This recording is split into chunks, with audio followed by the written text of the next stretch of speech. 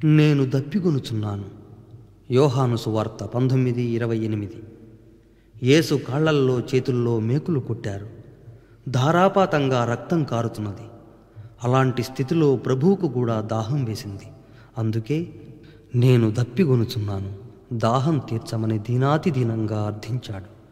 శిలువపై యేసు దప్పిగొనడాన్ని ఆధ్యాత్మిక అర్థంలో పరిశీలిస్తే విశ్వాసులందరికీ నిత్య జీవం లభించాలని, అనంతకాలం వారికి దాహం వేయకుండా ఉండాలని యేసు దప్పిగొన్నాడు.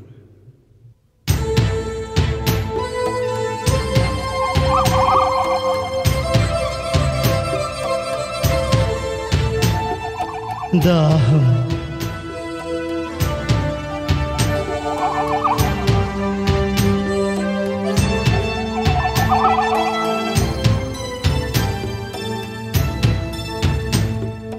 దాహం దాహం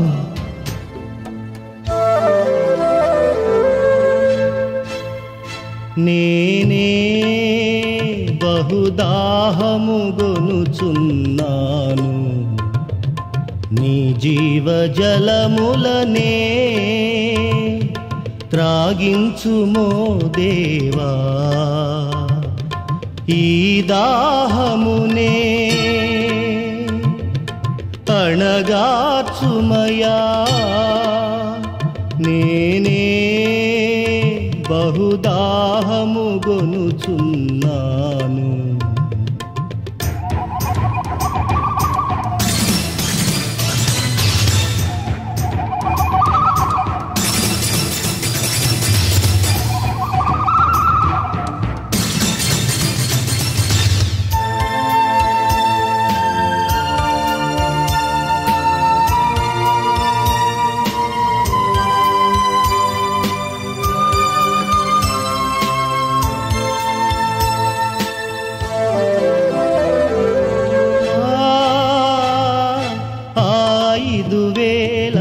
జనులున్న వేళ ఆహారమును నే సమకూర్చితి,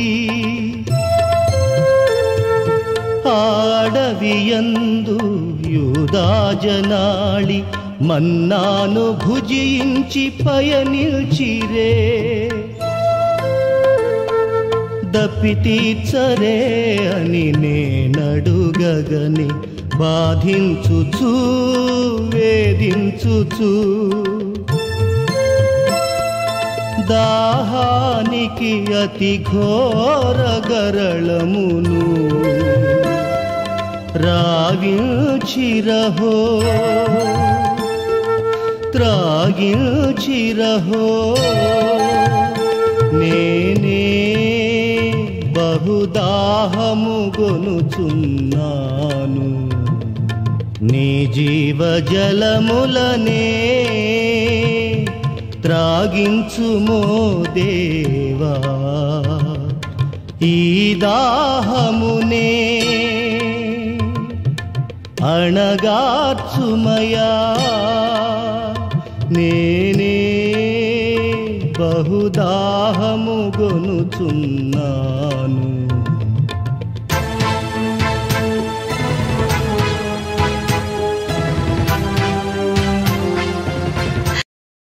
నీవు నాతో కూడా పరదైసులో ఉందువని నిశ్చయముగా నీతో చెప్పుచున్నాను. లూకాసు వార్త 23:43. యేసుతో పాటు 2 నేరస్తులు సిలువ వేయబడ్డారు. వారిలో ఒకడు, యేసు, నీవు నీ రాజ్యంలోకి వెళ్ళేప్పుడు నన్ను కూడా నీతో తీసుకుని వెళ్ళమని వేడుకున్నాడు. ఆ మాటలకు జవాబుగా యేసు పలికిన వాక్యమిది. మహత్తరమైన రక్షణ కార్యం కూడా ఇదే. యేసుక్రీస్తు పాప విమోచన కర్త అని, జగద్రక్షకుడని ఆ నేరస్తుడు దృఢంగా విశ్వసించి పశ్చాత్తాపంతో తన తప్పును గుర్తించి విమోచన వేడుకున్నాడు. అందుచేత అతడు మరణించిన మరుక్షణమే పరలోకంలో చేరుకున్నాడు.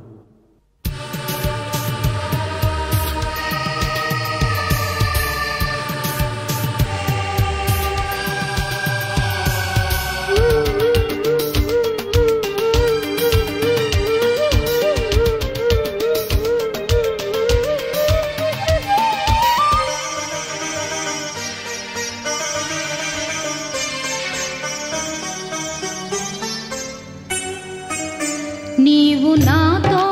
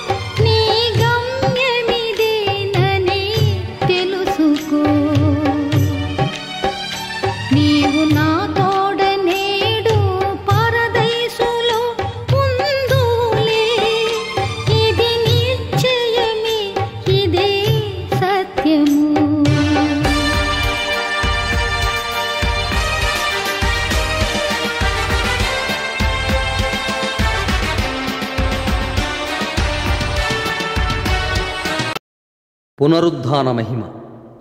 యేసు 3వ నాడు పునరుద్ధానుడైనాడు. లూకాసు వార్త 24:7. మరణం మానవునికి అతి భయంకరమైన శత్రువు.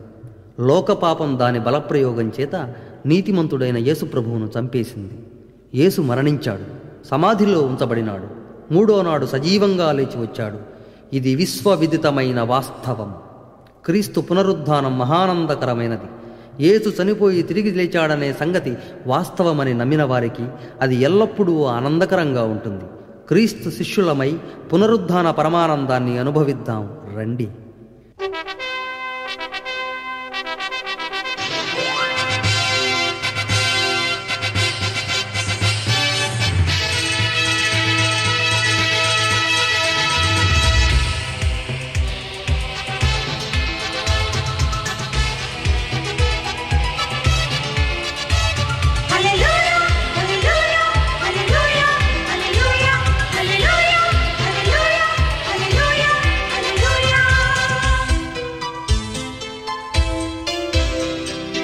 యేసురాజు 3వ నాడి లేచెనే సమాధి నుండి. ఆనందం ఆనందమే, ఆనంద గీతం ఆలపించరే, ఆ శుభవార్తను చాటించరే. యేసురాజు లేచినాడు, ఆనందమే.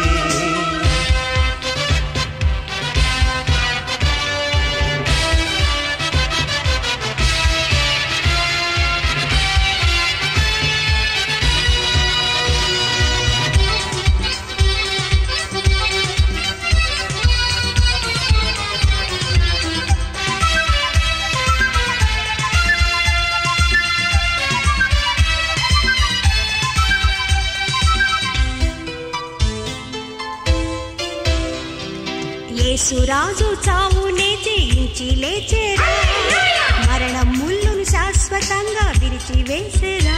ఆయనే ఇక జయరాజురా, మనుజాళికి జయమే సదా.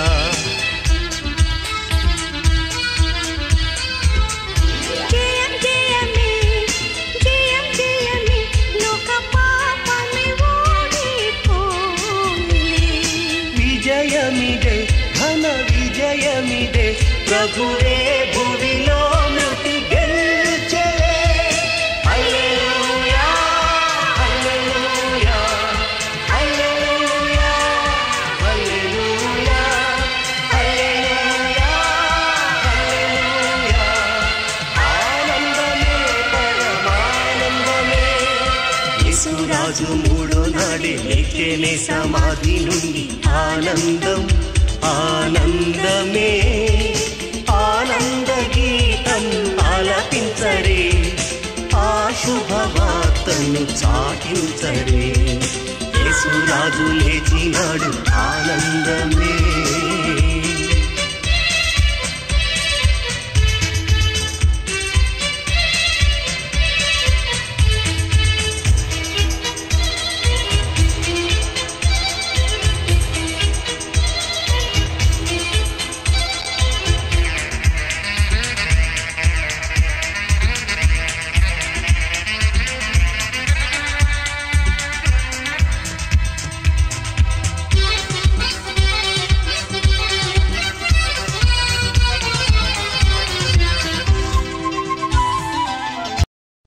అమ్మా, అడుగో నీ కుమారుడు.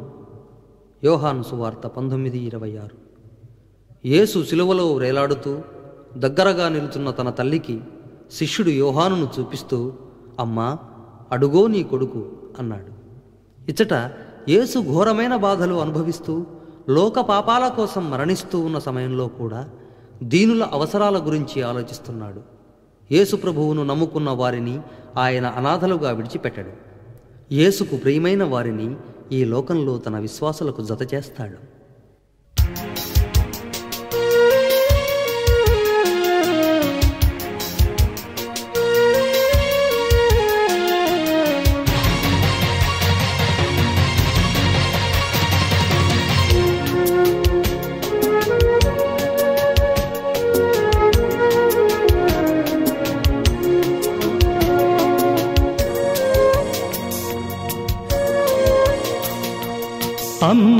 ఇతడే నీ కుమారుడు, అమ్మా ఇతడే నీ కుమారుడు. పావన జనని నిన్ను పోషించుటకు స్వీకరించుమో అమ్మా నీవు. నీ కుమారుడే ఇతడు, నీ కుమారుడే, అమ్మా ఇతడే నీ కుమారుడు, అమ్మా ఇతడే నీ కుమారుడు.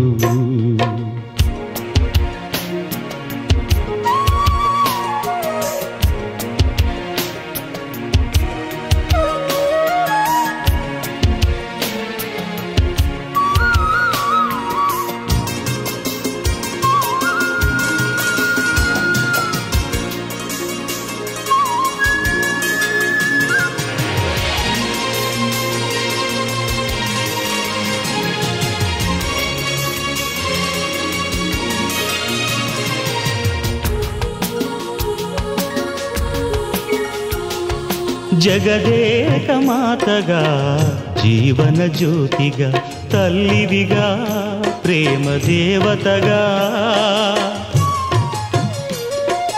జగదేక మాతగా, జీవన జ్యోతిగా, తల్లివిగా, ప్రేమ దేవతగా.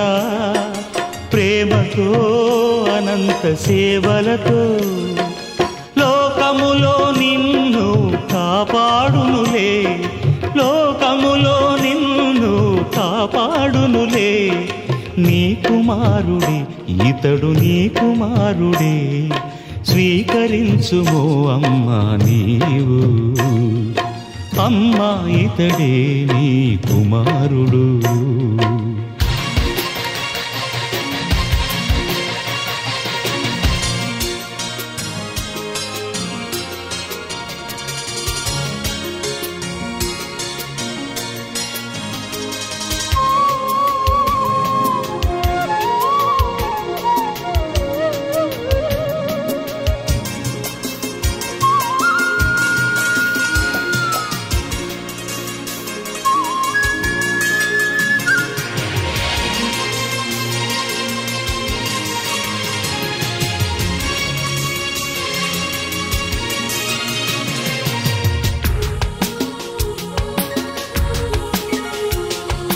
మనలేని యాతనలు నేనీ సిలువలు, ఈ స్థితిలో నిన్ను మరువనులే. మనలేని యాతనలు నేనీ సిలువలు, ఈ స్థితిలో నిన్ను మరువనులే. బాధలే నిన్నింక చేరవులే. అన్నా, ఈమె నీ తల్లి. యోహాను సువార్త 19:27. యేసుప్రభువు యోహానుతో, అన్నా, ఈమె నీ తల్లి అంటూ మరియమ్మను అతనికి అప్పజెప్పాడు. యేసు శిలువలో పలికిన 7 మాటల్లో ఇది 4వది. యెహోవా దేవుని వాక్కు యొక్క మానవాకృతి యేసుక్రీస్తేనని నొక్కి వక్కాణించిన మహాభక్తుడు, వక్త, రచయిత, పరిశుద్ధుడైన యోహాను. యేసు మాటకు ఎదురు పలకక మరియమ్మను తన తల్లిగా స్వీకరించి కడవరకు ఆమెను ఆదరించిన మహోపకారి యోహానే.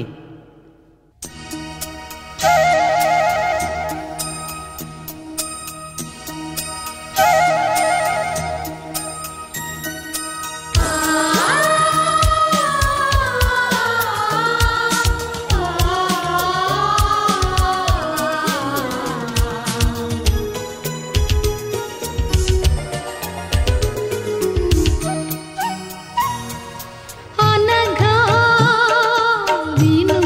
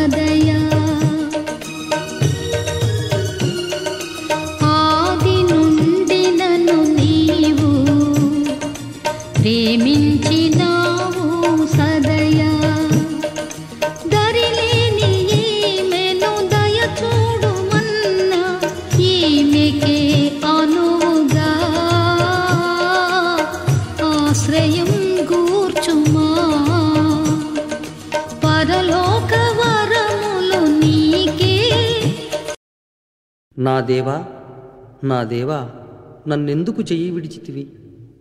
మత్తయి సువార్త 27:46. ఈ ప్రార్థన యొక్క అంతరార్థమేమంటే, యేసు తాను చనిపోయిన తరువాత తండ్రి అయిన దేవుడు యేసుని చావులోకం నుండి విడిపించాలని ప్రార్థించాడు.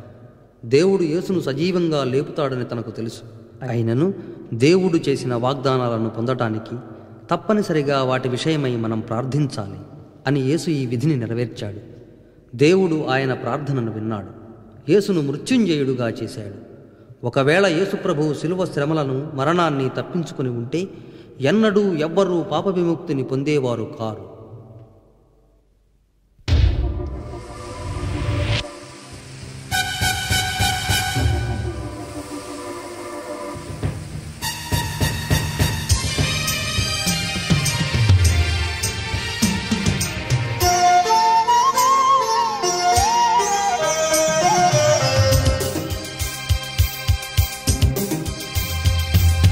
దయామయుడ శ్రీ యెహోవా నా దేవా, నన్నెందుకు నీవు చెయ్యి వీడి ఈనాడు ఈ బాధను చూస్తున్నావు? దయామయుడ శ్రీ యెహోవా నా దేవా, నన్నెందుకు నీవు చెయ్యి వీడి ఈనాడు ఈ బాధను చూస్తున్నావు?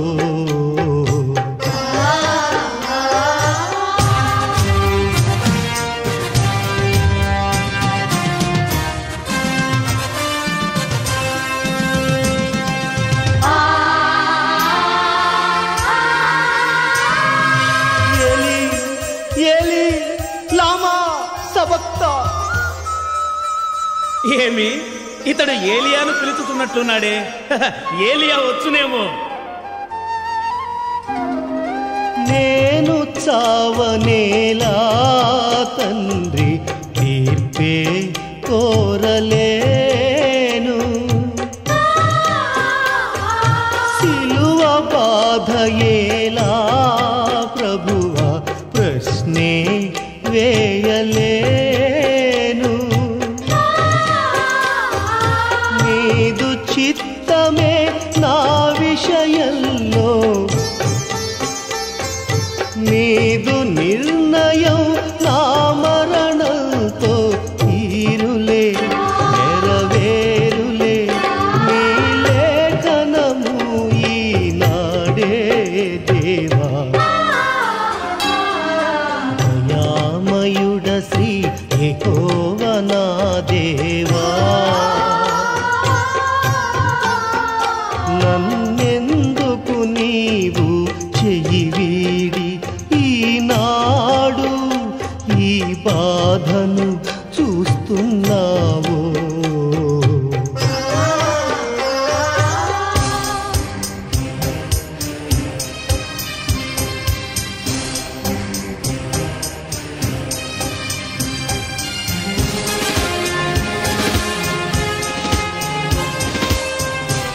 అపురూపమైన ఈ యేసు. తండ్రి, నీ చేతికి నా ఆత్మను అప్పగించుకొనుచున్నాను. లూకాసు వార్త 23:46. యేసు ఈ మాటలు పలికి మరణించాడు. అప్పటి నుంచే ఎందరో విశ్వాసులు తమకు మరణం ఎదురైనప్పుడు ఈ మాటలనే పలికారు. నీ చేతికి ఆత్మను అప్పగించుకుంటున్నాను, యెహోవా సత్యస్వరూపి అయిన దేవా, నీవు నన్ను విమోచించావు అని దావీదు మహారాజు ఏనాడో అన్నాడు. ఆ లేఖనం ఈనాడు అక్షరాలా నెరవేరింది. మనం ప్రాణం పోయేటప్పుడు పశ్చాత్తాపంతో మన ఆత్మను దేవుని చేతికి అప్పగించుకోవటం ఉత్తమోత్తమం.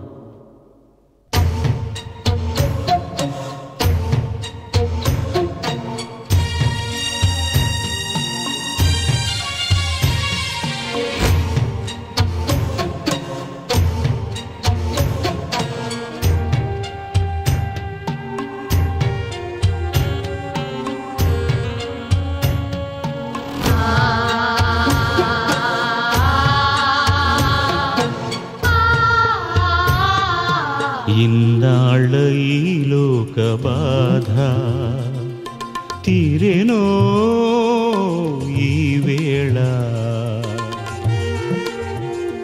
నా ఆత్మని తండ్రి నీ చేతికి అప్పగించుచున్నాను, నన్ను చేర్చుకో.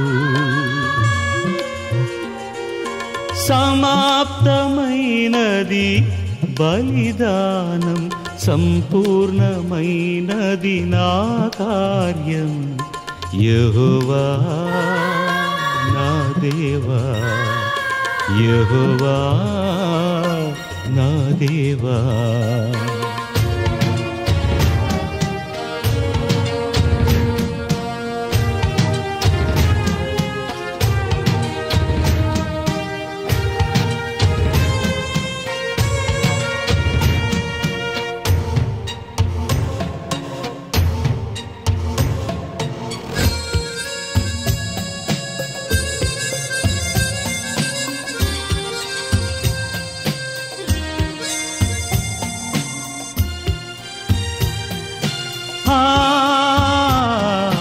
కలుషము దీర్చగ భువికి పంపించినావు నన్ను. ముక్తి మార్గమును పాపులకి చూపించినాను నేను. ప్రభువాజ్ఞనే సంపూర్ణముగా పాటించినాను నేను. పాపభారమంతమోయుదీనుడను, గొర్రె పిల్లను నేనే ప్రభో. యెహోవా దేవా నా తండ్రి, ఇన్నాళ్ళ ఈ లోక బాధ తీరెనో ఈ వేళ. నా ఆత్మని తండ్రి నీ చేతికి అప్పగించుచున్నాను, నన్ను చేర్చుకో. సమాప్తమైనది బలిదానం, సంపూర్ణమైనది నా కార్యం. యెహోవా నా దేవా, యెహోవా నా దేవా.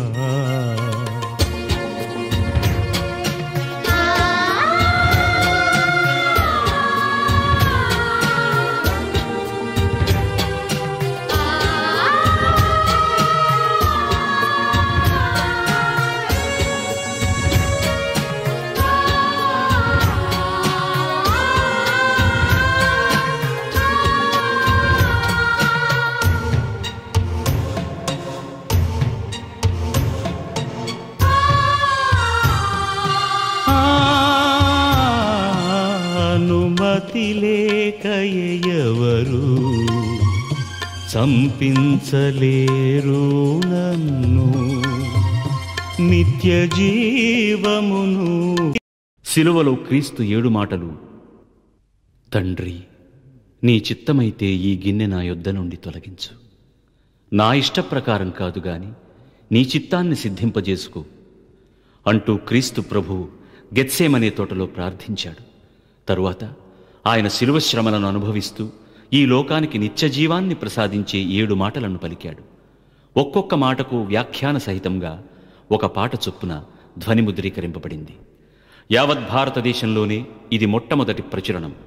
శిలువలో క్రీస్తు 7 మాటలు అనే ఈ ఆడియో క్యాసెట్ను లియో క్లబ్ వారు అందిస్తున్నారు.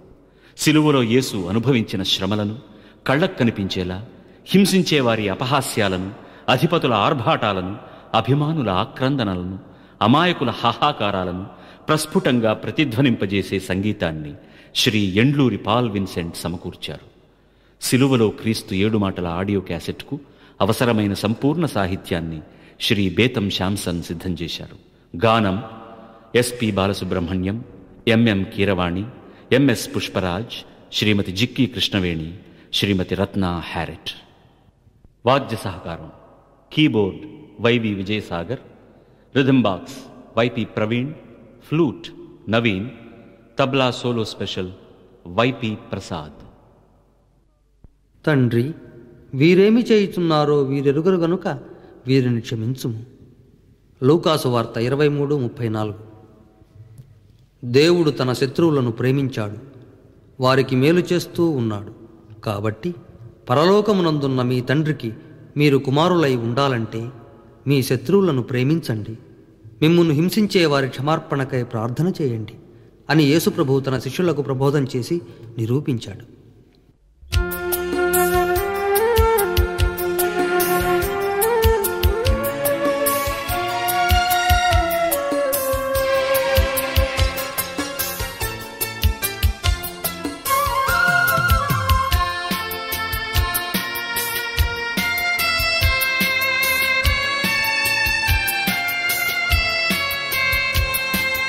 తండ్రి వీరేమి చేయుచున్నారో వీరికే తెలియదని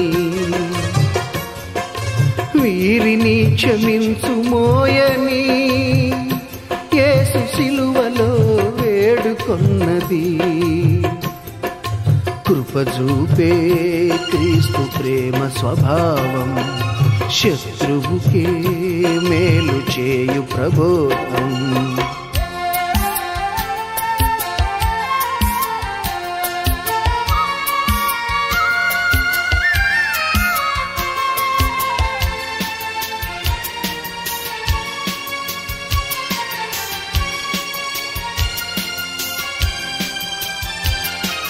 జనబాధలు తను తలదాల్చి తన దేహం బలిగా చేసి, జనబాధలు తను తలదాల్చి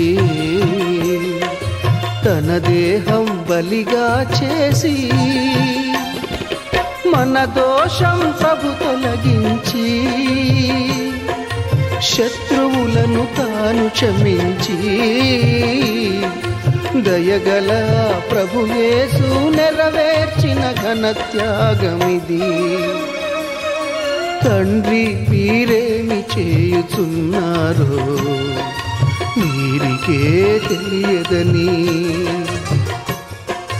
వీరిని క్షమించుమోయని యేసు సిలువలో వేడుకొన్నది. కృపజూపే క్రీస్తు ప్రేమ స్వభావం, శత్రువుకే మేలు చేయు ప్రబోధం.